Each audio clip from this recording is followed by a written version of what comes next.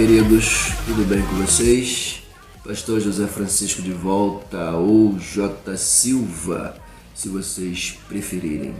Queridos, é um prazer extraordinário estar de volta aqui no nosso canal com mais uma lição. A lição de hoje, ela traz-nos um título ao mesmo tempo expressivo e um pouquinho extenso. Como assim, pastor? Olha só. Jesus Cristo e este crucificado, a mensagem do apóstolo. Veja se não é extenso. Agora, vamos tentar dividir esse título aqui em 3 partes. É possível, pastor? Veja comigo. Jesus Cristo e este crucificado, a mensagem do apóstolo. Para vocês perceberem, olha só como é que está. Jesus Cristo, vírgula, e este crucificado, fecha aspas. A última parte, a mensagem do apóstolo. Então dá para a gente dividir em 3 partes aqui, porque cada uma dessas partes aqui nos fornece excelentes informações e mensagens extraordinárias. Falar de Jesus Cristo, por exemplo, a essência, o tudo, o tema central, é maravilhoso, né? Dá para se fazer abordagem linda, maravilhosa sobre a pessoa do Cristo com toda a propriedade. A segunda parte, e este crucificado, trata da crucificação, e é claro, falando da crucificação, a gente aloca aqui com toda a propriedade a mensagem da cruz, tá? A gente vai falar sobre o próprio Cristo sendo crucificado, ou seja, tem muita coisa para se falar dentro dessa segunda divisão. E a última, pastor, a mensagem do apóstolo, tá? Que eu particularmente deixaria como título, aglobando da seguinte maneira, a mensagem do apóstolo Paulo. Por quê, pastor? Porque a essência, a aplicação, o tema, o conteúdo da mensagem do apóstolo é a pessoa bendita do Senhor Jesus Cristo, com toda a evidência. Então, para mim, isso aqui já fornece pauta para ser o título da lição com toda a propriedade.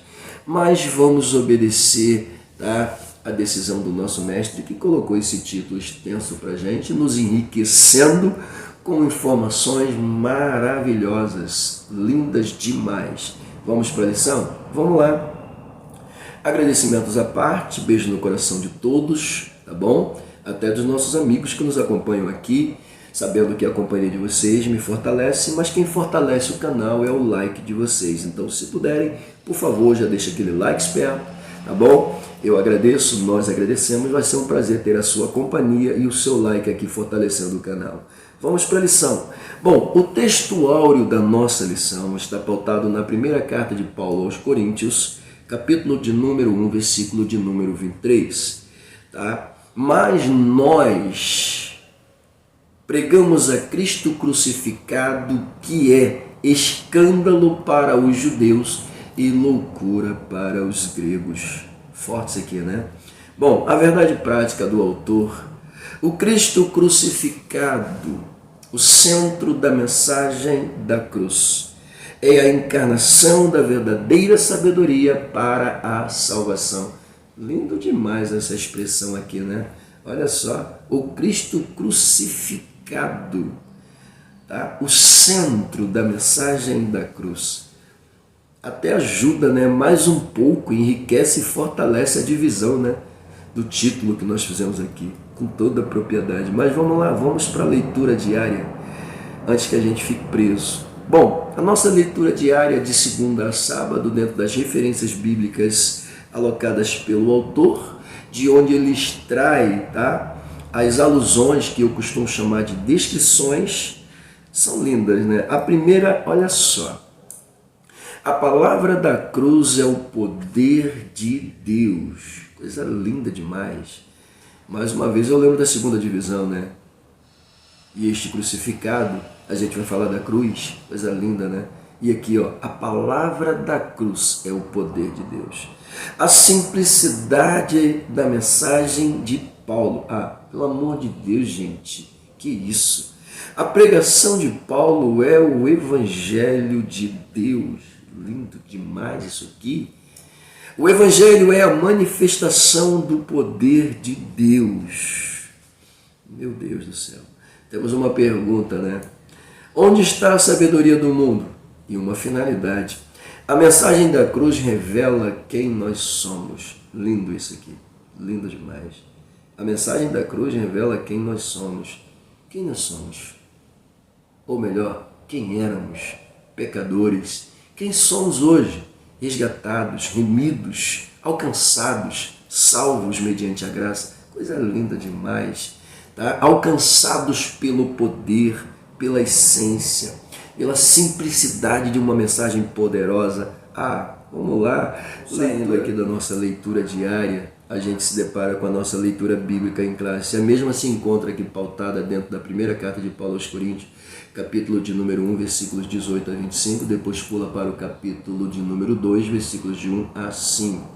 Logo, são duas leituras, tá? Nos moldes da lição passada. Dentro dessas duas leituras, nós temos um total de 13 versículos. Não é uma leitura muito extensa, porém, como se trata de uma leitura linda, maravilhosa, que mexe com a gente, puxa a gente para a interpretação, e aqui a gente sempre até orienta, né, para evitar ler e comentar. Por quê? Você pode chegar lá no conteúdo da lição e ter dificuldade depois. Então, para que a aula não se torne depois maçante, tá, com os assuntos já aplicados aqui, então a gente evita fazer um comentário aqui dentro. Mas isso não nos impede de fazer aquele comentário bem sucinto, bem prático, né? Seja bem objetivo para não ferir o conteúdo da lição. Ou seja, o comentário que você vai fazer aqui é um comentário que você vai tirar daqui e vai colocar lá dentro para usá-lo com muita propriedade, se caso for necessário, tá bom? São 13 versículos, eu disse. Tá? A primeira leitura é linda, então eu fiz aqui uma pauta. Se vocês quiserem usar, fiquem à vontade.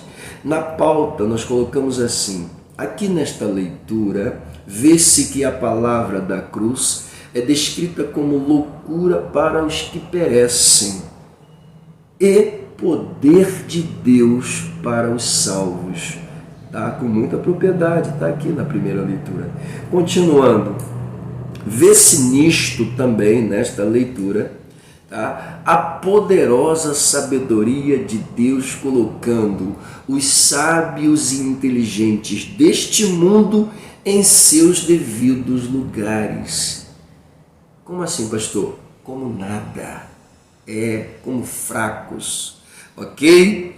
Vamos lá. Inécios ainda, eu posso dizer, diante de sua presença e de sua palavra com toda a propriedade. Fala sério. Vai dizer que não ficou boa? Usa se quiser, tá bom? Vamos lá. Na segunda leitura também fizemos uma pauta bem pequena, mas bem pequena mesmo, tá? Que aliás também é uma leitura muito bonita. Vamos lá. A mensagem de Paulo não se consistia de sabedoria humana, diz ele aqui dentro, tá? E foi uma decisão dele, diz ele mesmo, propor-se a pregar a mensagem de Cristo. Pastor, foi uma decisão dele propor-se a pregar? Claro que foi. No encontro clássico, tá? No fulgor maravilhoso da luz de Jesus que o cega, no encontro ali, quando Jesus se apresenta, ele pergunta quem é, Jesus responde quem é. O que ele vai dizer para Jesus depois? Perguntando ao Senhor: o que o Senhor quer que eu faça? Né? E aí, lendo a leitura, a gente vai ver que Jesus o escolhe para ser seu mensageiro, para ser seu canal, para ser seu instrumento para os gentios, para as autoridades e para os judeus. Mas a pergunta foi de quem? De Paulo. O que o Senhor quer que eu faça? Ou o que queres que eu faça? Né? Muito bem, decisão dele. Tá? Muito bem, vamos lá. Se eu sair daqui, falei para vocês, o negócio puxa. Bom, os objetivos da lição são dois. O geral, o autor coloca aqui com evidência dizendo que devemos ressaltar Jesus Cristo e este crucificado, tá, como um centro da mensagem cristã. Logo, vamos lá, melhorando um pouquinho. Ressaltar é o que? Evidenciar, mostrar com toda a propriedade que Jesus Cristo, tá, é o centro da mensagem cristã. Com toda a propriedade, simples assim, ok? Bom, os específicos, destacar a centralidade. Essa palavra centralidade aqui ela é muito importante, tá? Muito importante. A centralidade da pregação de Paulo. Por que ela é importante, pastor? Porque a centralidade da mensagem de Paulo, a gente vai ver com muita propriedade dentro da lição, tá? Sendo o próprio Senhor Jesus Cristo. Já estou até adiantando para vocês. Tá? E 2, elencar as expressões-chave, tá? Na doutrina de Paulo. A gente vai ver também isso. Na introdução vai ter logo um início e depois lá no tópico de número 3 a gente vai ver isso com toda a evidência. Lindo demais, tá? E por último pontuar os efeitos da mensagem da cruz. Pastor, quais são os efeitos da mensagem da cruz? Tirando o fato de que os judeus viam aquilo como blasfêmia e os gregos viam aquilo como loucura. Bom, a mensagem da cruz, eu volto até para a leitura diária, na última descrição do autor, onde ele vai dizer: a mensagem da cruz revela quem nós somos. Pronto, tá? Lindo demais, né? Bom, querido, então chegamos aqui na pauta, na prévia do autor, que é conhecido como interagindo com o professor. O mesmo diz aqui que nos dias de Paulo, nem todos acreditavam na possibilidade de que um homem crucificado seria o Filho de Deus. Tá? Para os judeus isso era uma blasfêmia, já para os gregos isso era loucura. Até já mencionamos isso, né? Bom, Paulo, quando ainda estava na roupagem de Saulo, com toda a propriedade, também pensou dessa forma: isto é blasfêmia, isto é loucura. Porém, agora, todavia, converso, entende e compreende o seu papel como mensageiro e pregoeiro do Evangelho do Cristo. Vimos na lição passada, inclusive, quando Jesus atinge o seu intelecto, sua emoção e suas vontades. Dentro da questão vontade, Paulo agora ele tem o desejo de desgastar-se e gastar-se inteiramente pela causa do Evangelho. Isso é lindo demais, pelo amor de Deus. Maravilha. Muito bem, ainda que dentro da prévia o autor diz: entretanto o apóstolo Paulo não deixava de falar, ou seja, ele não deixava de pregar, de anunciar, tá, a respeito do Cristo crucificado, tanto para judeus quanto para gentios. Deixa eu dar uma melhorada aqui, usando o texto real da Bíblia, que o autor descreve com toda a propriedade. Quando eu digo autor, é Paulo, quer dizer, não é nem Paulo, é Lucas, né? Com toda a propriedade, dizendo: porque este é para mim um vaso escolhido para levar o meu nome aos gentios, às autoridades e aos israelitas ou aos judeus. Ok? Então é isso. Maravilha. Por que, pastor? Ainda estamos na pauta do autor. Vamos lá. Soma. Porque nele, o Cristo, está a verdadeira sabedoria da vida. Paulo entendia isso. No Cristo está a verdadeira sabedoria da vida. Eu achava que eu era sábio, eu achava que eu era inteligente, mas tudo que eu tinha diante da sabedoria dele foi visto como nada, pelo amor de Deus. Bom, o objetivo desta lição, senhoras e senhores, diz o autor aqui, é que nós, professores, venhamos mostrar aos alunos que a cruz de Cristo não pode ser ignorada em nossa mensagem. Tá? Pastor, a cruz é um instrumento de tortura, é um instrumento de dor. Calma, a gente vai chegar lá. Calma. Tá? O importante é você não esquecer que em sua mensagem, tá, aquele que foi considerado a loucura, tá, aquele que foi considerado a mensagem louca da cruz, tá, é o tema central da tua mensagem. Então, querendo ou não, querido, a cruz vai entrar, não tem jeito. Continuando, porque a mesma foi um instrumento de tortura, como eu já disse, onde um inocente, senhoras e senhores, foi visto como culpado para salvar milhões de vidas. Meu Deus, bilhões, né, de vidas. Coisa linda demais. Bom, então, querido, isso aqui se resume como resultado e razão para que nós venhamos continuar pregando as boas novas de salvação, como diz o autor. Bom, ele orienta aqui, orienta dizendo, ore ao Senhor, pedindo que os alunos não tenham vergonha da cruz e corajosamente possam repetir as palavras do poeta. Sim, eu amo a mensagem da cruz. Até morrer eu a vou proclamar. Lindo demais isso aqui, pelo amor de Deus. E aí? Você ama a mensagem da cruz? A mensagem da cruz, querido, não é carregar a cruz como um crucifixo, não. A mensagem da cruz não é tê-la como um símbolo, não. A gente sabe disso. A mensagem da cruz é o que nela foi colocado, é o que nela foi mostrado, é o Cristo que nela foi crucificado. Sim, eu amo a mensagem da cruz. Até morrer eu vou proclamar. Meu Deus do céu. Lindo. Deixa eu sair. Vamos lá. Vamos para a introdução. Vamos lá. Introdução. Bom, aqui na introdução, senhoras e senhores, Paulo descobriu a verdade sobre o Cristo crucificado e ressurreto, diz o autor. Primeira observação. Segunda observação, também descobriu sua missão de vida. Qual, pastor? Pregar para os judeus, pregar para os gentios e, digo mais, pregar para as autoridades. Pois é. A pauta de sua pregação, o conteúdo, se você quiser, tá? O tema de sua pregação, você que sabe, fique à vontade para escolher. O Cristo crucificado, tá? Era o Salvador prometido nas profecias dos antigos profetas de Israel. Observe isso aqui.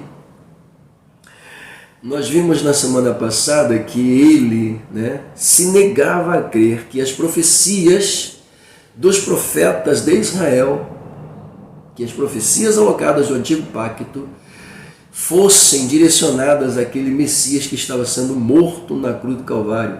Ele nega a acreditar nisso.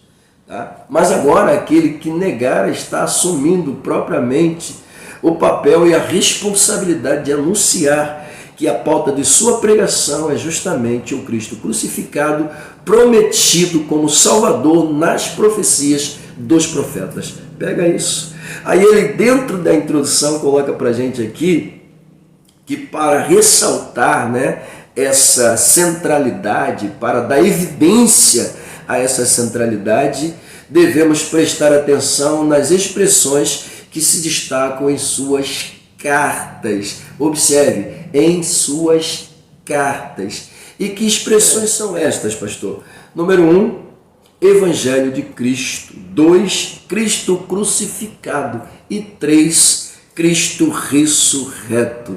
Lindo demais, né? Essas três expressões aqui, diz ele, elas se encontram pautadas dentro de suas cartas, tá? Vendo, ou seja, passando a serem vistas como temas centrais, trazendo sempre em evidência o personagem, em evidência maior, que é Cristo, claro, com toda a propriedade. Tá bom? Nesta lição, diz ele, veremos que a mensagem da cruz traz impacto a nossa vida espiritual e pessoal. Mesmo sendo crente, a mensagem da cruz ainda mexe contigo. E não sendo crente, aqueles que olham para ela e assim como os judeus e gregos veem ela como uma afronta, veem ela como uma loucura, é a sabedoria de Deus revelada. Fica tranquilo. Deixa Deus te usar, querido. Tá? Vamos lá. Deixa eu continuar aqui, porque senão eu vou fugir do foco aqui. Bom, chegamos então aqui no tópico de número 1, a centralidade da pregação de Paulo. Bom, aqui no primeiro subtópico, o ministério de pregação e o Cristo crucificado formam a pauta do autor, que eu tomei a liberdade, tá, de colocar aqui dentro 4 observações. Tá? Ou seja, se cada uma das pautas você pegar os pontos que mexem realmente contigo, fica mais fácil para você entender o conteúdo do autor. Bom, aqui ele começa dizendo que, sem menosprezar os demais escritores do Novo Testamento, indiscutivelmente o apóstolo Paulo foi o maior teólogo cristão e doutrinador do cristianismo com toda a propriedade. Olha que coisa isso aqui, gente. Indiscutivelmente ele diz que Paulo foi o maior teólogo cristão, tá? Eu não discordo dele não, é verdade, é verdade. E o maior doutrinador com toda a propriedade, porque ele recebe as revelações de Deus, e quando ele pensava em se exaltar, se orgulhar, tá? Ele era abatido por uma fraqueza, e automaticamente, quando ele percebia que estava sendo, se deixando levar, e quando era abatido ele entendia que era para ele não se exaltar em relação ao que Deus havia lhe proporcionado. Isso é lindo demais.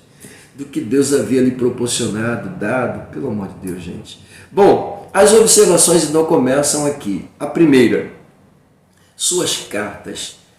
Tá? O autor diz aqui que as cartas de Paulo, elas foram baseadas na fidelidade, e de fato isso é uma verdade, pelo amor de Deus, assustadora, tá? Aos ensinos de Cristo. Meu Deus, isso é lindo demais, tá? Suas cartas baseadas na fidelidade aos ensinos de Cristo lançaram os fundamentos das doutrinas cristãs. Ah, pastor, que nada. Claro que foi, querido. A carta de Paulo, por exemplo, aos Romanos, que carta linda, né? Pelo amor de Deus. Extraordinário aquilo ali, gente. É o Evangelho segundo Paulo. Coisa linda. Restauração. Cristo em evidência. Cristo sempre, o tempo todo. Que isso. Suas cartas, essa mesmo que ele coloca aqui como leitura, né? Aos Coríntios. Cara, tudo lindo. Maravilhoso. Tá? Realmente são lições. Carta de Paulo aos Efésios, gente, que carta é aquela? Pelo amor de Deus, aquilo é lindo demais, é uma coisa linda demais, tá? Um Deus que eleva ele praticamente para ver, né? Tomar conhecimento através da revelação que antes do mundo ser criado, fala sério, e a pauta, a unidade, que isso? Deixa eu voltar para cá, porque senão a gente vai ficar preso aqui nas cartas. É muita coisa linda, né? Bom, então a primeira observação, suas cartas baseadas na fidelidade ao ensino de Jesus. Segunda observação, ele diz aqui, embora Paulo não tenha convivido fisicamente com Jesus, e de fato não conviveu, tá? Ele recebeu toda a revelação do próprio Cristo. Pergunto, para quê? Bom, e ele continua, para pregar o Evangelho, para anunciar o Evangelho, para falar das boas novas, sem se opor, isso aqui é importante, sem se opor aos ensinos dos outros apóstolos. Isso é lindo, gente. Olha só, tanto conhecimento, tanta sabedoria proveniente dos céus, uma quantidade assustadora de conteúdo formando doutrinas maravilhosas para a igreja. Lindo demais. Claro que temos outros ensinos com muita propriedade aqui, temos as cartas paulinas, temos as cartas petrinas, né? Lindas demais as cartas de Pedro, lindas, lindas, lindas. Tá? Os escritos de João, pelo amor de Deus, o Evangelho segundo escreve. Que evangelho é aquele, gente? Lindo, coisa poderosa demais, o Evangelho segundo João. Eu sou apaixonado por esse Evangelho. As 3 cartas de João são lindas, pelo amor de Deus. E mais, o livro de Apocalipse. Olha quanto conteúdo nós temos aqui, tá? Através do material que João nos fornece. Tá? E aí chega Paulo, né, com um conteúdo assustador, uma teologia maravilhosa, totalmente possuída, dirigida, guiada, pautada, centrada na pessoa do Espírito Santo. Aqui é mais o que, gente? Pelo amor de Deus, guiado no Espírito e no poder, como ele declara. É lindo demais isso aqui, pelo amor de Deus. Tá? Meu Deus do céu, forte demais isso aqui. Vamos lá, deixa eu sair, né? Terceira observação, ele coloca aqui: por intermédio desse ministério, deixa eu dar uma melhoradazinha, vamos lá. Por intermédio desse trabalho, desse ofício, dessa missão, dessa vocação, dessa eleição, desse chamado, judeus e gregos, orgulhosos de sua religiosidade, no caso aqui os judeus, né? Orgulhosos de sua religiosidade, e gregos de seus conhecimentos, através da pregação de Paulo, pega isso aqui, descobriram que a manifestação da sabedoria de Deus ao mundo é o Cristo crucificado. Então, a última observação e a quarta dentro dessa pauta aqui, tá? Por isso, judeus e gentios são chamados por Deus para ver no crucificado ou no Cristo crucificado, tá? O único meio, a única maneira, a única forma de se obter a salvação, tá?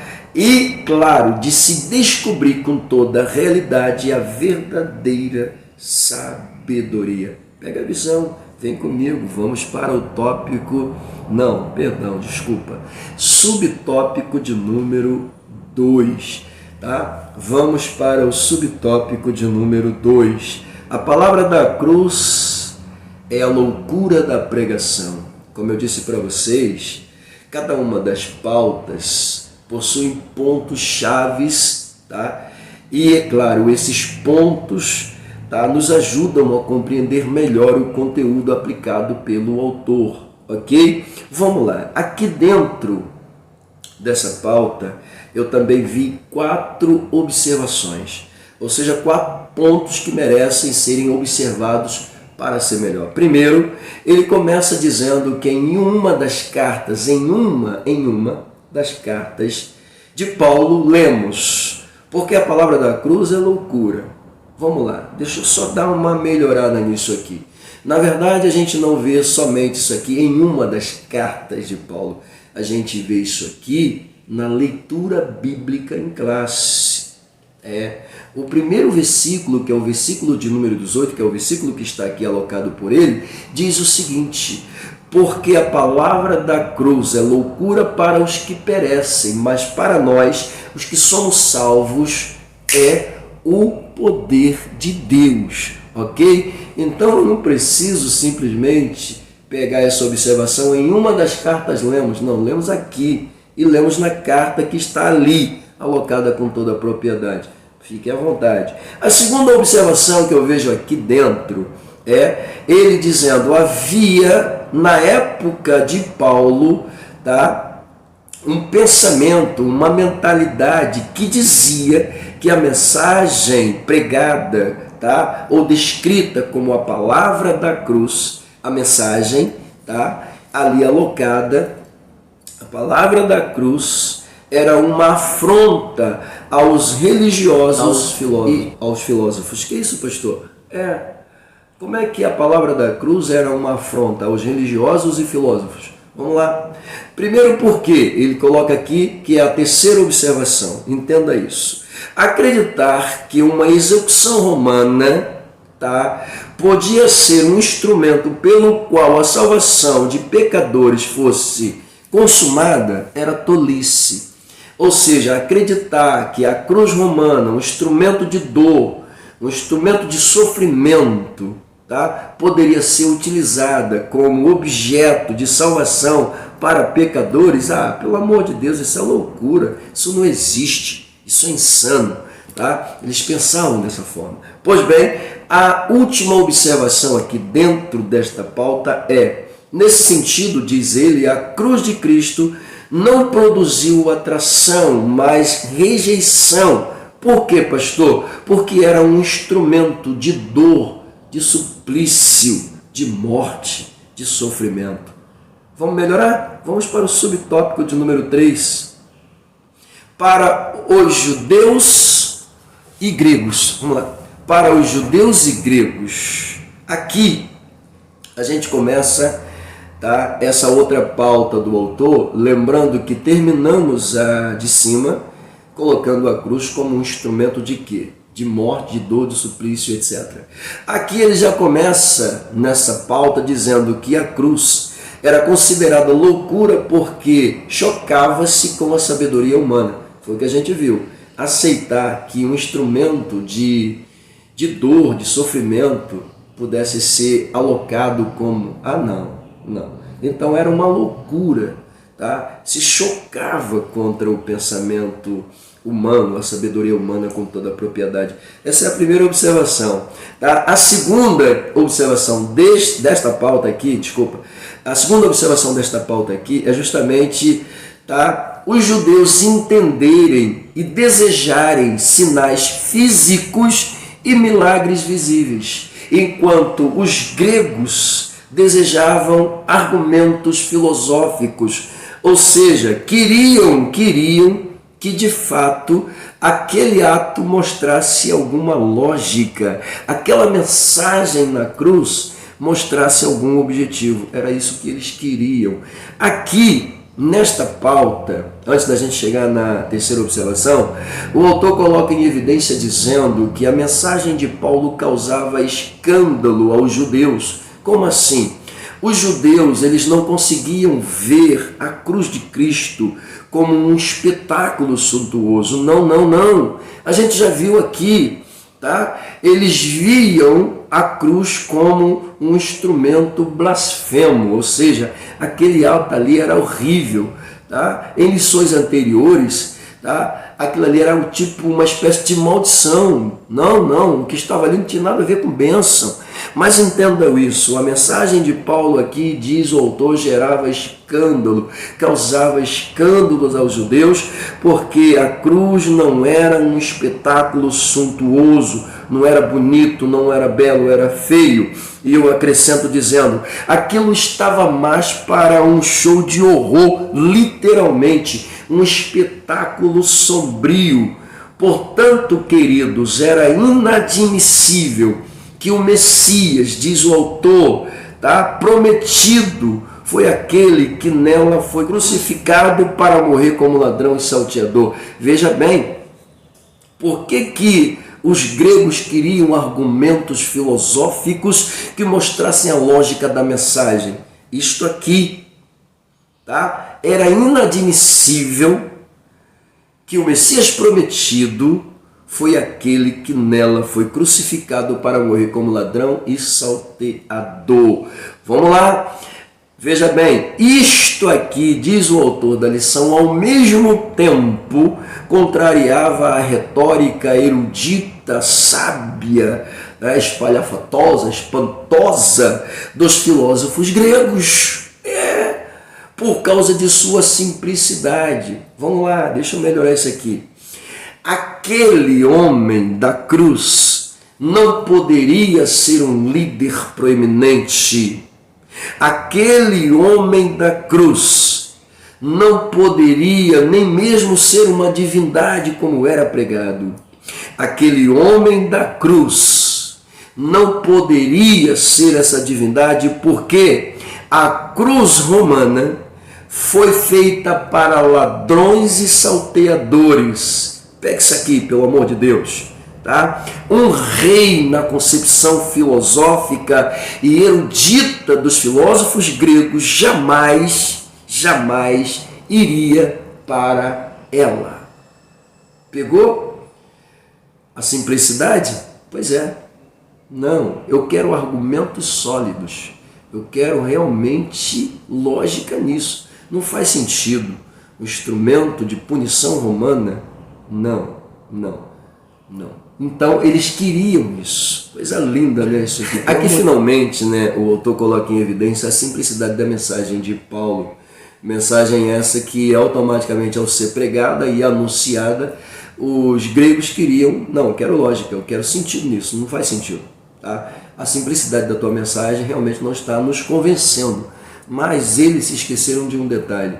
A mensagem de Paulo, embora simples, diz o autor aqui, e eu creio nisso, porque a mensagem de Deus, a mensagem de Cristo, não precisa ser espalhafatosa não, gente. O apóstolo Paulo ele é muito clássico quando diz: eu não venho a vocês aqui em sabedoria humana. Não, eu não trago aqui vocês, tá, uma palavra consistida, presa, pautada em conhecimentos humanos, em razões e lógicas humanas. Não, eu não venho a vocês com sabedoria humana, com conhecimento humano. Não, eu venho a vocês com uma mensagem pautada, trazida, centrada no Cristo, a sabedoria de Deus. Ah, que isso! Maravilha! Porque a mensagem de Paulo, embora simples, ela era poderosa em Deus. Pega a visão, tá? Maravilha. Bom, deixa eu ir para o último aqui. A quarta observação que eu coloquei aqui. O Evangelho é poderoso para salvar o homem que crê. Logo, para os que perecem, a palavra da cruz é loucura, mas para nós, os cristãos, é o poder de Deus para salvar o ser humano. Porque a palavra da cruz é loucura para os que perecem, mas para nós é o poder de Deus. Amém? Vamos lá. Tópico de número 2. Expressões-chave na doutrina de Paulo. Bom, aqui o autor coloca para a gente com muita propriedade, né, 3 observações que já foram citadas, inclusive, na introdução. Quais são, pastor? Evangelho de Cristo, Cristo crucificado e Cristo ressurreto. Tá? Essas 3 expressões aqui, com muita propriedade, elas aparecem centradas dentro das cartas de Paulo, como vimos na introdução. Ok? As cartas paulinas mencionam isso aqui, tá? Como centralidade das pregações de Paulo, das mensagens de Paulo, dos escritos de Paulo. Tá bom? Então vamos lá. Número 1, subtópico, Evangelho de Cristo. Entenda. Nessa parte aqui eu preciso ser didático. Por quê, pastor? Bom, o autor começa dizendo dentro da sua pauta que, além de aparecer nos 4 evangelhos, ou seja, além de ser citada pelos 4 evangelistas, Mateus, Marcos, Lucas e João, tá? A palavra evangelho aparece também nas cartas de Paulo com toda a propriedade. Foi citado na introdução e aqui a gente apenas vem corroborar, autenticar, confirmar o que já foi dito. Porém, aqui a gente vai ver o autor colocando em evidência, dizendo que das 76 vezes que a palavra Evangelho de Cristo aparece no Novo Testamento, 54 vezes a mesma é citada e encontrada nas cartas paulinas. Olha que coisa linda isso aqui, gente. Isso aqui apenas corrobora e autentica o que o autor já disse, tá? Que com certeza, sem menosprezar os autores, escritores do Novo Testamento, Paulo indiscutivelmente foi o maior teólogo cristão e doutrinador do cristianismo com toda a propriedade. Isso aqui é uma prova. Pensa, das 76 vezes que a palavra aparece no Novo Testamento, a nível geral, tá? 54 vezes a mesma aparece nos escritos de Paulo. E aí? Fala sério, irmão. Lembrando que, apesar disto, né, ser considerado o maior teólogo e maior doutrinador, não quer dizer que ele se achou melhor que os outros em hipótese alguma. É preciso a gente parar e refletir um pouco, porque, infelizmente, existe uma gama de pregoeiros muito grande e cada um melhor do que o outro. Só que quem tem que vê-lo melhor sou eu. Quem tem que vê-lo bom sou eu, porque é isto que a palavra me recomenda. Olhe para o seu irmão e veja ele melhor do que você, ok? Não adianta eu querer olhar para o meu irmão e dizer eu sou melhor do que ele, eu prego melhor do que ele, eu aplico melhor do que ele, eu sou melhor professor do que ele, eu tenho mais pauta do que ele, eu tenho mais conteúdo do que ele, eu tenho mais sabedoria do que ele. Quem é você? Você tem porque o Espírito Santo te deu. Você tem porque ele te dá, porque ele te usa, porque ele te capacita. Mas se ele não quiser, querido, tu vai quebrar a cabeça. Quantas vezes eu quebro a cabeça aqui para fazer uma gravação dessa? Pensando que é fácil? Não. Ou simplesmente pega uma mensagem já pronta. Poxa, isso aqui é ótimo, vou aplicar. E ele diz, nada disso, querido. Fecha isso aí, tu vai falar o que eu vou mandar. É assim que funciona. Meu Deus, tu é lindo. Então, querido, aprenda uma coisa, tá? Eu não sou melhor do que você. E você também não é melhor do que eu.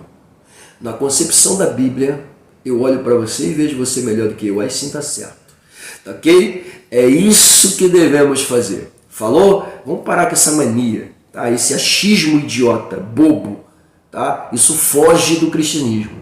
Cristianismo autêntico é aquele que se alegra com o seu irmão. É aquele que tem prazer no seu irmão. De vê-lo pregando bonito, de vê-lo, sabe, esmiuçando a palavra bonita, independente se ele prega bem, se ele prega certo, se ele prega errado, se ele vai usar o português bonito dentro do vernáculo, ou se ele vai utilizar-se de palavras trocadas até pela falta de cultura suficiente, independente disto. Ele é um canal de Deus, ele é um servo de Deus. Tá? Se você tem um pouquinho mais de polidez na voz e você percebe que o seu irmão tem tato, tem unção, tem ousadia, mas tem deficiência nessa área, ajuda ele, ensina ele. Agora, julgá-lo e criticá-lo, não faça isso. Bom, queridos, eu disse que dentro dessa pauta aqui eu ia ser mais didático, né? Mas eu acabei aqui me deixando levar pela empolgação e já viu, né? Fui mais pentecostal do que didático. Mas voltamos a tentar ser didático ainda dentro dessa pauta. O autor coloca aqui, no Novo Testamento a palavra grega para evangelho é euangelion, tá? O meu grego ainda não está muito polido, né? Inclusive a gente está tendo até algumas dificuldades com as aulas, mas eu pretendo retomá-las o mais breve possível. Mas acho que deu para a gente entender, né? Vamos lá. O prefixo eu aqui, tá, é uma forma neutra, diz ele, da palavra que significa bom. Tá? Ele usou um outro termo aqui também, bem feito. Bem feito aqui não é de desdém não, tá? Não é de desprezo, não é não. Tá? Bem feito é quando a coisa ela é feita com todo cuidado, com todo tato, tá? Com todo zelo. Tá? Então torna-se uma coisa bem feita. Então a palavra aqui, tá, para bom, tá, de acordo com as alusivas originais gregas, refere-se àquilo que é bom, aquilo que foi feito de forma muito bem feita. Melhorou, né? Bom, então, para definir a palavra evangelho, tá?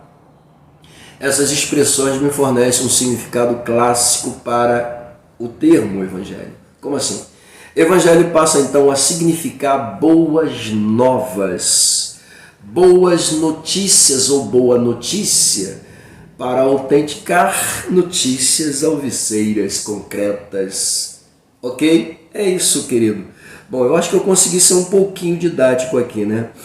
Bom, então, aqui, antes da gente terminar a pauta do autor, o mesmo coloca dizendo que Jesus ordenou que fosse levada a boa nova ou as boas novas da sua palavra, da sua doutrina, do seu ensinamento a toda criatura, de acordo com o que registra São Marcos, capítulo de número 16, versículo de número 15. Pois bem, ainda nisto aqui, nós vamos observar com toda clareza o que o autor diz. Paulo fez desta forma, levando a mensagem do Senhor, e o que é mais interessante, como diz o autor aqui, né?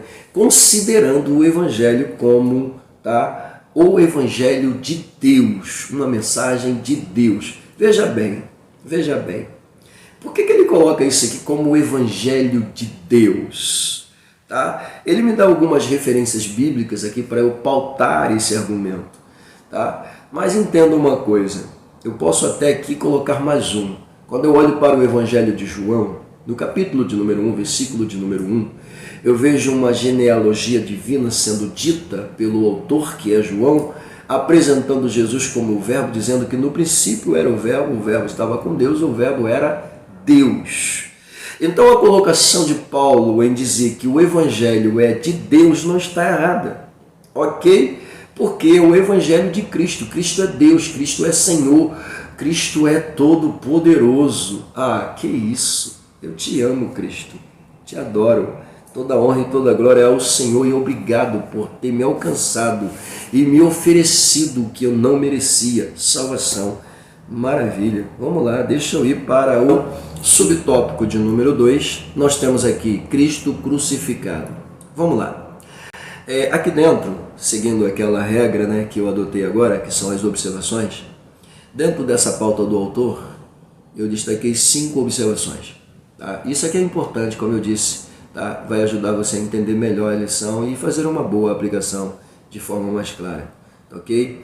Vai eliminar às vezes até aquelas dificuldades que a gente tem para entender algumas coisas.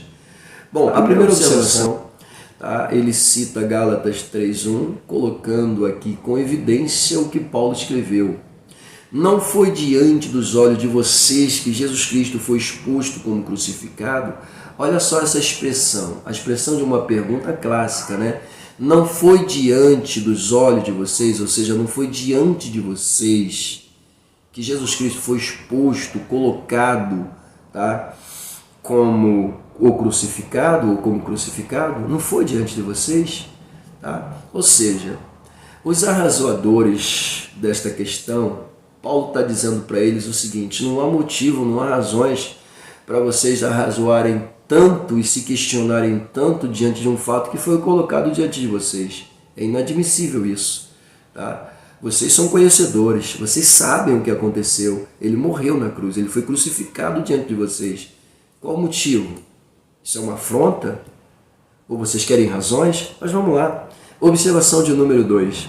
Na observação de número 2 aqui, o autor coloca em evidência dizendo que a palavra da cruz, a mensagem da cruz, tá? O objetivo que estava lá na cruz, na lógica de Paulo, no entendimento de Paulo, era o tema dominante da mensagem do Evangelho. Lindo demais isso aqui, tá? E ele continua: se o mundo, tá, se o mundo julgava como loucura a mensagem do Messias crucificado, tá? Se eles, os judeus e gregos, viam naquilo uma loucura, julgavam como loucura, Paulo se certifica dizendo aqui com toda a propriedade que a mensagem da cruz era a mais sublime demonstração da sabedoria de Deus com toda a propriedade. Lindo demais isso aqui. Vamos para a terceira observação. Veja isto. A cruz, queridos, trazia uma ideia de fraqueza ou de loucura. Aqueles que não acreditavam, aqueles que não queriam acreditar, que se negavam a acreditar, se constituía nessas pessoas, a mensagem da cruz se constituía neles fraqueza e loucura. Então, querido, não acreditar na mensagem da cruz, não acreditar no Cristo da cruz, não aceitar o Cristo da cruz e não levar o Cristo da cruz a sério como Senhor e Salvador, significa fraqueza humana, debilidade humana e mais ainda, loucura. É loucura não acreditar em Jesus, é loucura negar a Jesus. Falei, é loucura negar a Cristo. Por quê? A gente sabe, né, que os homens amaram mais as trevas do que a luz. Preferem ir para o inferno, né? Preferem fazer com que suas razões lógicas sejam mais importantes que é a mensagem da cruz? Não é diferente dos judeus e gregos que estavam aqui combatendo contra Paulo. Não era não, mas não era mesmo. Hoje em dia é a mesma coisa. Mas não tem problema, não tem problema. Façamos como Paulo. A mensagem da cruz é a mais sublime, a mais importante, a mais bela, a mais linda demonstração da sabedoria de Deus e, digo mais, do amor de Deus. Porque Deus amou o mundo de tal maneira que deu seu Filho unigênito para que todo aquele que nele crer não pereça, mas tenha a vida eterna. Lindo demais. Isso aqui, pelo amor de Deus. Aleluia. Vamos lá. Mas ao mesmo tempo, ainda dentro da terceira observação, entenda uma coisa: uma mensagem de poder e sabedoria de Deus para os que ousassem crer no Senhor Jesus. Vamos lá? A cruz trazia uma ideia de fraqueza e de loucura para aqueles que não queriam crer, mas ao mesmo tempo, senhoras e senhores, trazia uma mensagem de poder, de sabedoria. Para quem? Para os que ousassem crer, para nós. Amém? Vamos lá, deixa eu ir para a quarta observação. Na quarta observação a gente entra com o porquê. Por quê, pastor? Vamos lá, veja isso.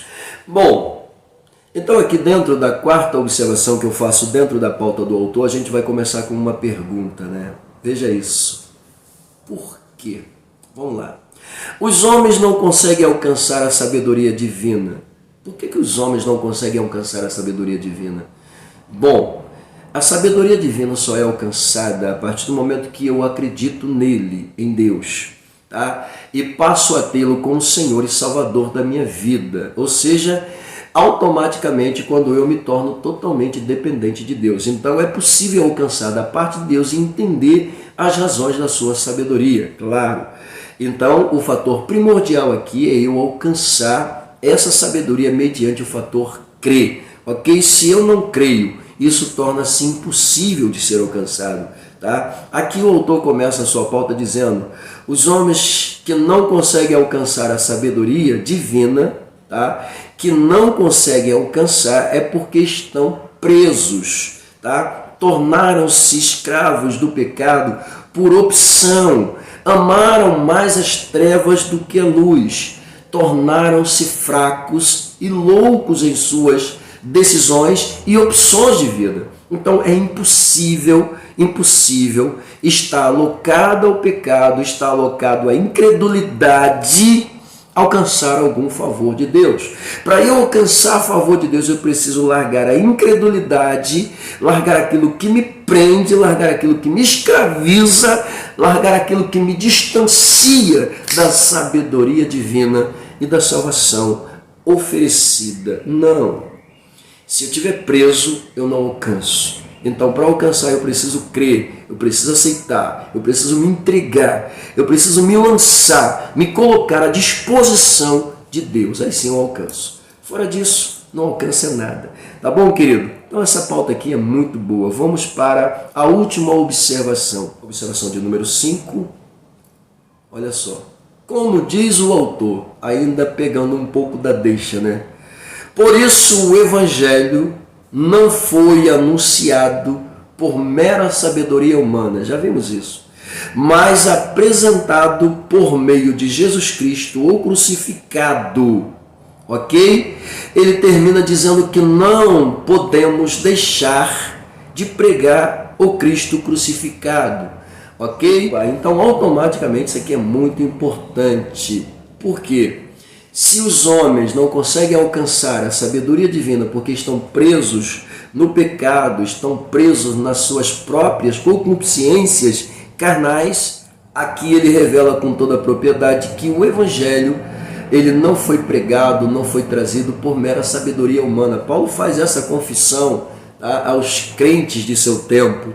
E automaticamente é isso que a igreja demonstra, é isso que eu e você devemos demonstrar. Não pregamos por sabedoria humana simplesmente, tá? Pregamos porque essa é a nossa missão e a nossa função. Que bom seria, né? Isso serve até para mim também, mas que bom seria se as nossas mensagens fossem elas 100% centralizadas somente no Cristo, né? Mas nem sempre,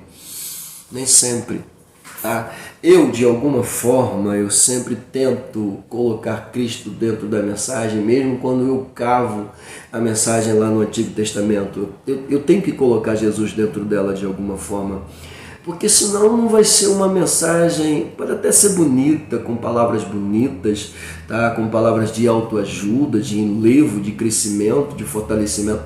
Bonito demais, mas fala sério, né?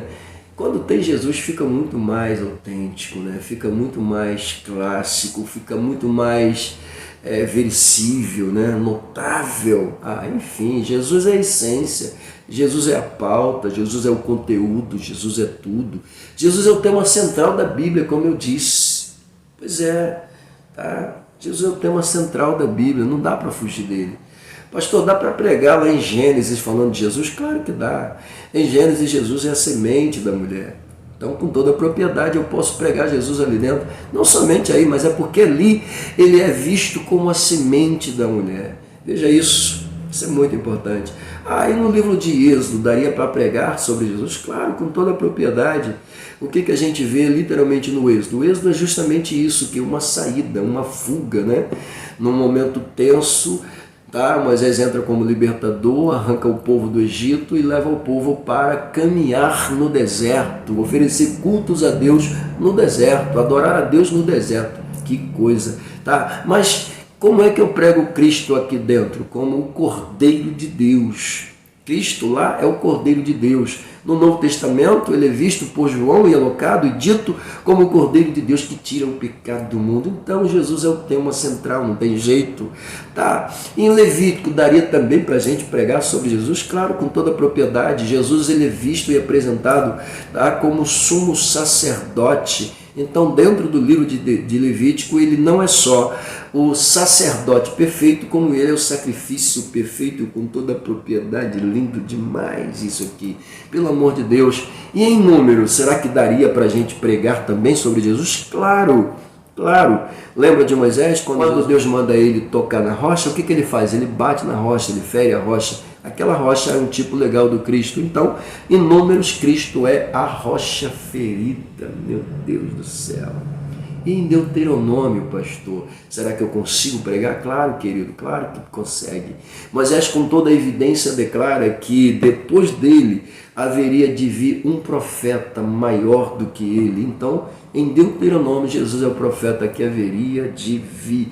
Lindo demais isso aqui. Gostou, né?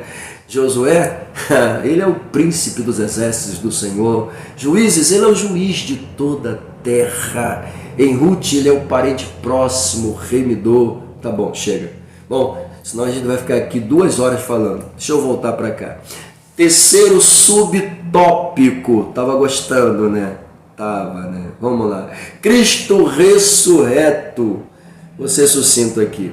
Bom, vamos às observações, pauta nova no negócio, para a gente pegar mais rápido a lição. Primeira observação aqui em relação ao Cristo ressurreto é mencionar o que, pastor? A sua morte. O autor começa dizendo: não há importância na morte de Cristo. Ou melhor, não haveria importância na morte de Cristo se Deus não o tivesse ressuscitado. Que valor teria o sacrifício de Cristo se ele não tivesse sido ressuscitado? Nenhum. E detalhe, estaríamos aqui como as demais religiões, seguindo apenas um líder que morreu, mas os seus restos mortais estão lá para comprovar e corroborar que eles não ressuscitaram. Eram humanos.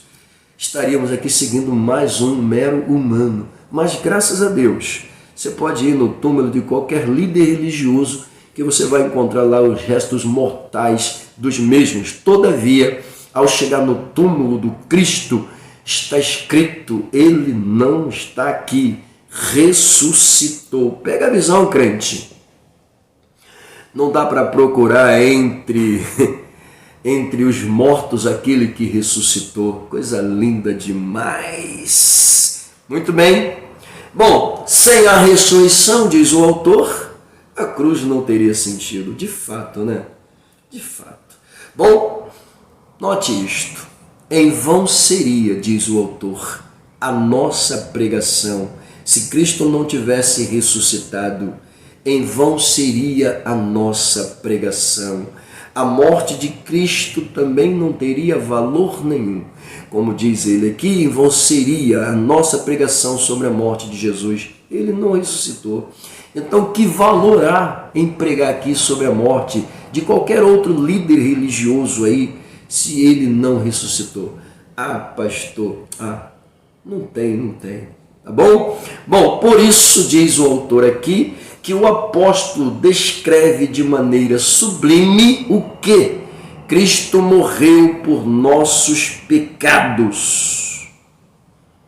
Lindo, né? Segundo as Escrituras, foi sepultado e ressuscitou ao terceiro dia. Coisa linda demais. Comprove isso.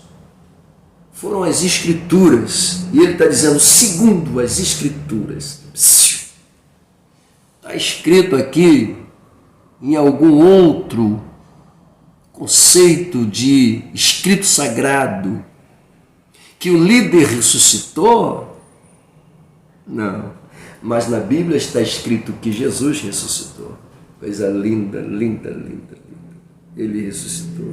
Segunda observação aqui, o autor coloca dizendo que a ressurreição de Cristo é reafirmada pelo apóstolo. Eu tomo a liberdade de dizer que foi reafirmada, confirmada, autenticada literalmente pelo apóstolo, ok? Por quê, pastor? O autor continua dizendo, ela completou a obra da salvação. Logo, a ressurreição completa a obra da salvação, consumando de fato e de direito a nossa libertação do domínio do pecado e, claro, nos levando à justificação diante do Senhor. Lindo demais isso aqui. Lindo demais. O autor faz uma colocação aqui dizendo o seguinte, na terceira observação que eu faço. Logo, a relação entre a cruz e o túmulo vazio, tá, expressa o real significado da cruz. Qual é o real significado da cruz? Ora, a crucificação e a ressurreição formam uma unidade. Pega isso aqui. Portanto, diz ele, nosso Senhor é proclamado como o crucificado e, ao mesmo tempo, o ressurreto. Então, a ligação aqui é, na cruz eu vejo ele crucificado e morto. Mas fora da cruz, no túmulo, eu vejo o túmulo vazio e ele ressuscitado. Isso aqui é impressionante, né? Isso é lindo demais.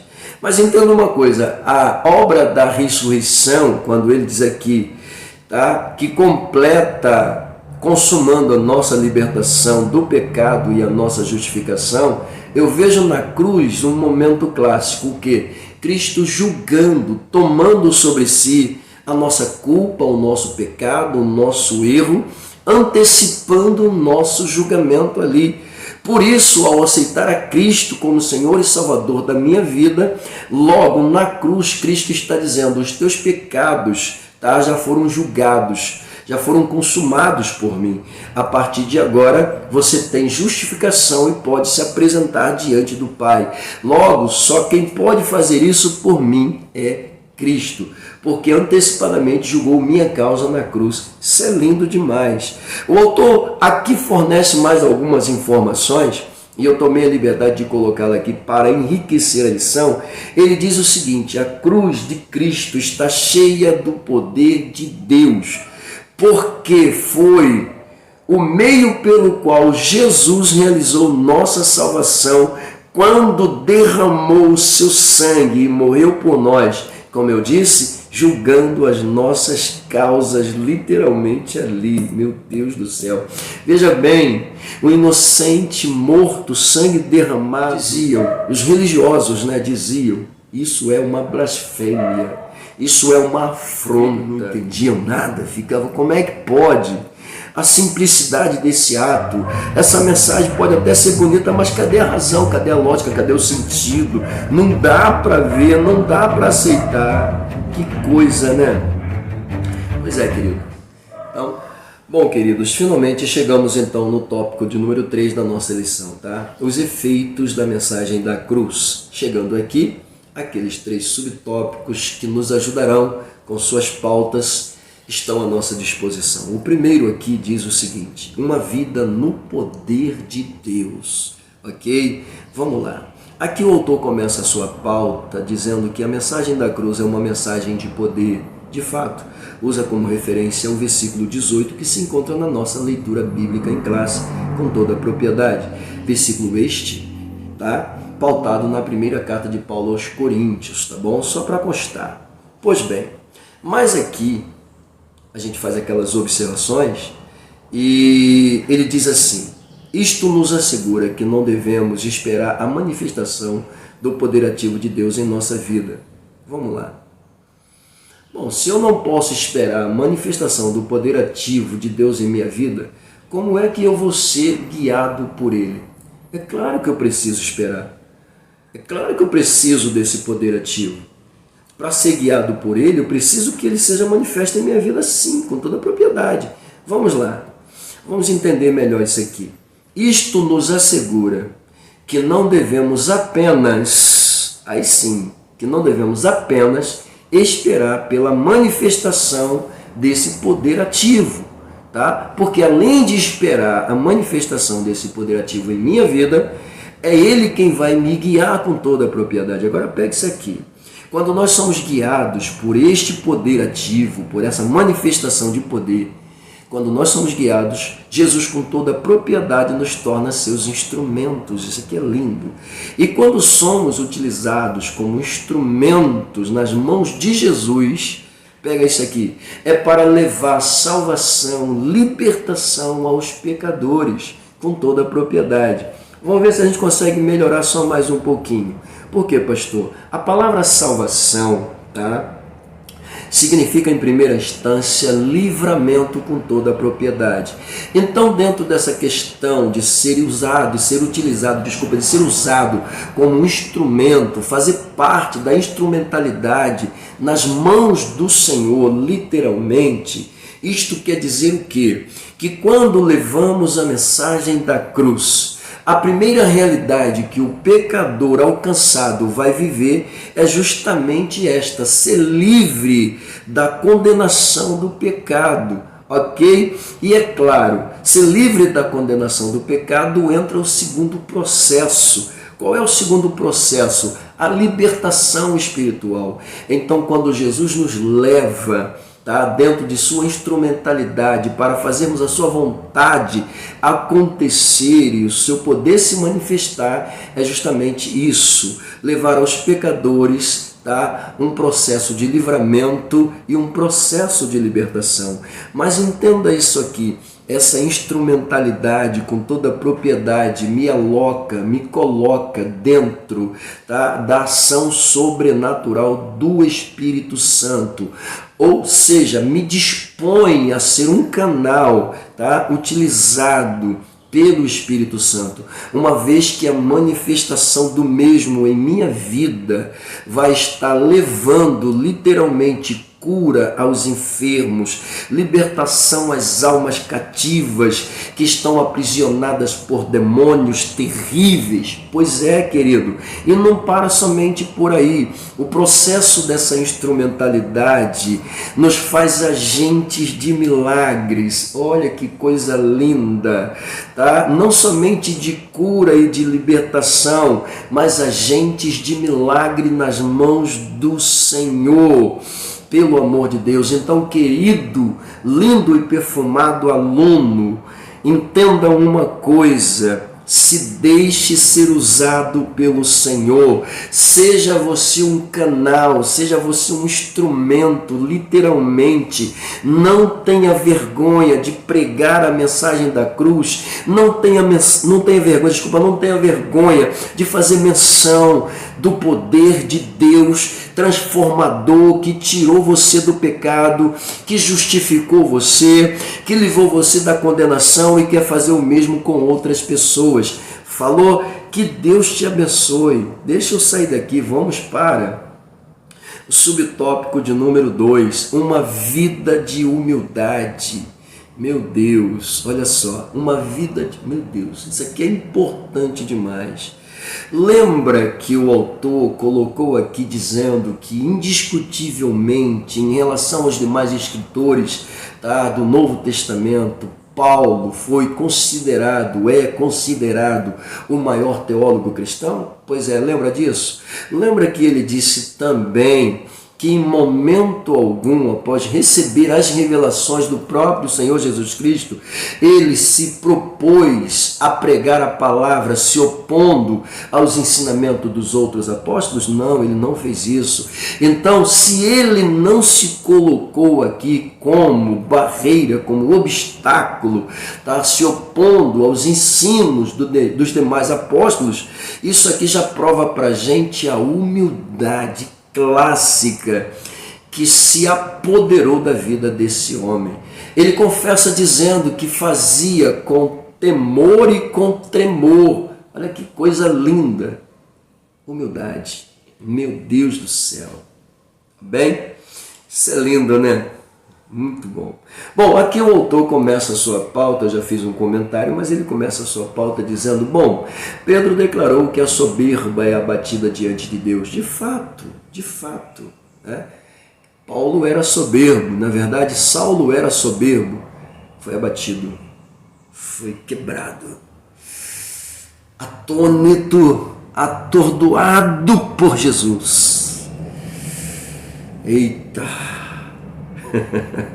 Mas ao mesmo tempo, depois da conversão, a gente vai ver Paulo, né, vendo a dificuldade, vendo a barreira e procurando se aperfeiçoar, se ausentando um pouco para aprender um pouco mais com Jesus. E fala sério, né? Paulo é um exemplo clássico também de humildade depois da sua conversão com toda a propriedade. E ele tinha todos os motivos para ser soberbo, arrogante, ignorante. Tinha, claro que tinha. Mas quando Jesus entra, Jesus ele muda isso literalmente na vida. Tá? Então, queridos, aprendamos uma lição aqui. O que? Deus ele abate o soberbo, mas ele exalta os humildes. A humildade é o segredo. Tá bom? Aqui dentro dessa pauta, as observações que eu fiz foi sobre a questão da humildade. Aqui ele coloca, a humildade nos faz reconhecer a nossa miséria. Tá? A outra pauta que eu descobri aqui dentro foi que eu preciso ser manso e, além de tudo, tá, possuir uma humildade oriunda, proveniente de dentro do meu coração, para que verdadeiramente Deus possa trabalhar e agir em minha vida e as pessoas também possam ver literalmente Deus em minha vida. Então, manso e humildade é fundamental. Tá? A última observação que eu vejo aqui é que a mensagem da cruz, como ele diz, nos constrange a viver a humildade. A mensagem da cruz, o Cristo da cruz, o poder que veio da cruz, a graça que nos foi oferecida da cruz, tá? Ou por meio da cruz, não é a cruz que faz, né? Veio por meio da cruz, que é Cristo em tudo isso que eu disse, nos constrange. Não entendi. Jesus nos constrange a sermos humildes. Jesus provoca isso em nós. Se não provocasse, ele não mudaria. O intelecto de Paulo não afetaria a emoção. Agora veja quando Paulo, dentro da questão da emoção, tá, olha para os seus irmãos e sente uma profunda tristeza. Por que ele faz isso? Porque ele agora foi constrangido pelo poder da cruz. Amém? Bom, vamos lá. Subtópico de número 3, antes que vocês enjoem da lição. Uma vida na dependência do Espírito. Isso aqui é lindo, gente. Olha só. Uma vida na dependência do Espírito. Aí ele diz assim, nada melhor do que a mensagem da cruz para revelar quem nós somos. Leitura diária, né? A última descrição. A mensagem da cruz revela quem nós somos. Meu Deus do céu. Como o apóstolo Paulo diz, ele, devemos ter a plena consciência das nossas fraquezas humanas, limitações pessoais, medos e medos interiores. Olha só, as minhas fraquezas humanas para os meus medos interiores e para as minhas limitações pessoais, eu me lembro que eu preciso, que eu careço de Deus cada vez mais. Ok? Maravilha. Vamos lá. Continuando, ele diz aqui, por isso as Escrituras, é uma segunda observação que eu faço, as Escrituras nos estimulam a jamais depender ou confiar em nós mesmos, mas exclusivamente no Espírito Santo. Claro, com certeza, a gente vê isso com toda a propriedade, né? Devemos confiar piamente no Senhor. Vamos lá. Bom, queridos, finalmente, então, chegando aqui no subtópico de número 3, uma vida na dependência do Espírito, tá? Eu aqui fiz 4 observações. A primeira, dentro da pauta que ele traz aqui, ele faz menção dizendo que a mensagem da cruz revela quem nós somos, tá? Essa primeira apresentação dele aqui com toda a propriedade a gente vê também lá na leitura diária, na última descrição, quando lá ele diz que a mensagem da cruz revela quem nós somos. Aqui está pautado, né? A mensagem da cruz revela quem nós somos, tá? E aí ele parte, né, para a segunda alusão dele, que eu vejo como observação também, onde ele coloca Paulo em evidência dizendo que assim como Paulo, né, como o apóstolo Paulo, devemos ter a plena consciência das nossas fraquezas humanas, limitações pessoais, tá? E medos interiores, ok? Quando ele traz isso aqui à tona com toda a propriedade, isso é um fato que nós, com certeza, convivemos com isso o tempo todo, tá? Então, assim como o apóstolo Paulo, devemos ter consciência, convicção, tá? De que as nossas fraquezas humanas, as nossas limitações, os nossos medos interiores nos tornam literalmente dependentes de Deus a cada momento, a cada instante, tá? Literalmente dependentes, como ele diz aqui, do Espírito Santo. Amém? E diz mais ainda, né? Que é preciso a gente confiar no Espírito Santo literalmente. Como assim? Olha o que ele diz. As Escrituras nos estimulam a jamais depender ou confiar em nós mesmos. Isso é uma verdade, né? A Bíblia descreve que maldito é o homem que confia no homem, tá? É claro que eu não vou entrar nos pormenores disso aqui, mas apenas para a gente entender que se eu não devo pautar a minha confiança no braço humano, na força humana, nem na minha própria força humana, nem em mim mesmo, mas exclusivamente em Deus, isso é dependência de Deus, tá? Então a Bíblia nos estimula de uma certa forma a confiar no Senhor com toda a propriedade, tá? E não confiar em nós mesmos. Lembrando que quando eu digo aqui confiar no Senhor, é claro que eu estou dizendo com toda a propriedade, confiar no Senhor, no Deus Pai, no Deus Filho, no Deus Espírito Santo com toda a propriedade, tá? Então eu devo confiar no Pai, devo confiar no Filho e devo confiar no Espírito Santo na minha vida com toda a propriedade, como ele diz aqui. Isso gera dependência. Da mesma forma que eu sou dependente do Espírito Santo, tá? Eu sou dependente da graça de Deus, da misericórdia de Deus, do favor de Deus. Sou dependente de Deus. Simples assim. Tá bom? Então, que Deus te abençoe, querido.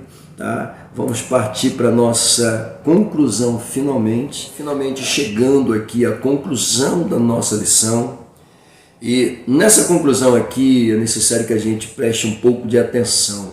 A lição em si já puxa isso para a gente, tá? A gente precisa ter muito cuidado com esse fator cruz para lá, cruz para cá, porque a cruz isso, porque a cruz aquilo, tá? Porque a loucura da pregação, enfim, temos que ter muito cuidado com isso, tá? Aqui, na conclusão, o autor diz que a mensagem da igreja é a mensagem da cruz. Vamos lá. Eu não concordo com isso, não.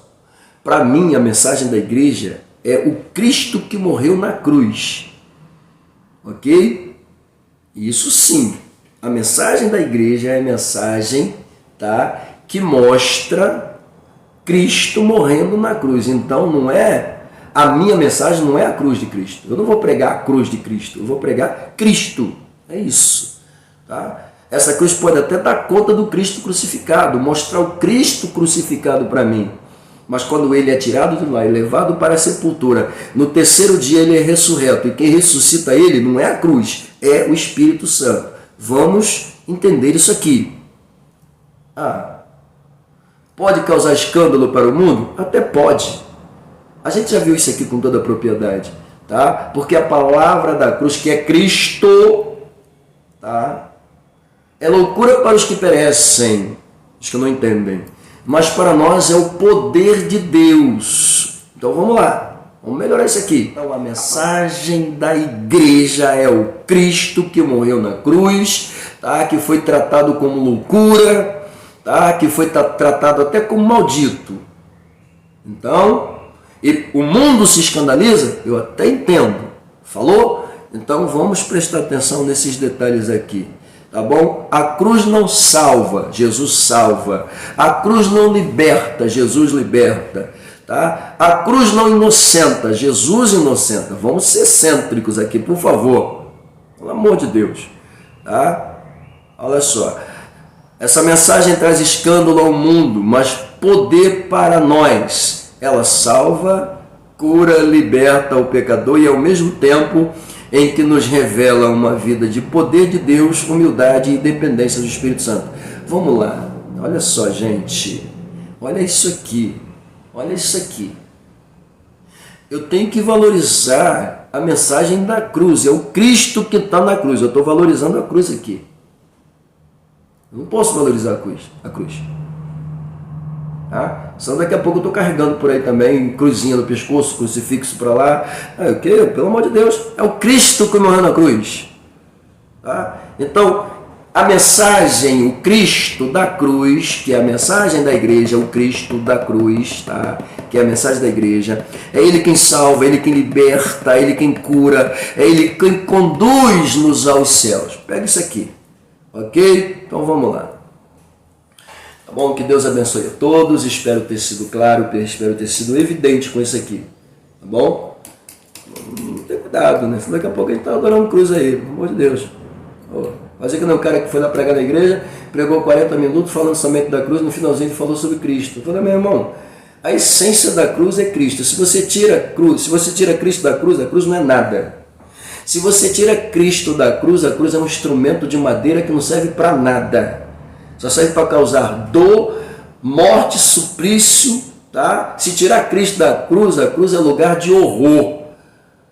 Simples assim. A cruz só ganha alguma evidência aqui por causa do Cristo que nela morreu. Então a minha mensagem não é a mensagem cruz, a minha mensagem é a mensagem Cristo que na cruz morreu. Pronto, falei. Que Deus abençoe. Até a próxima.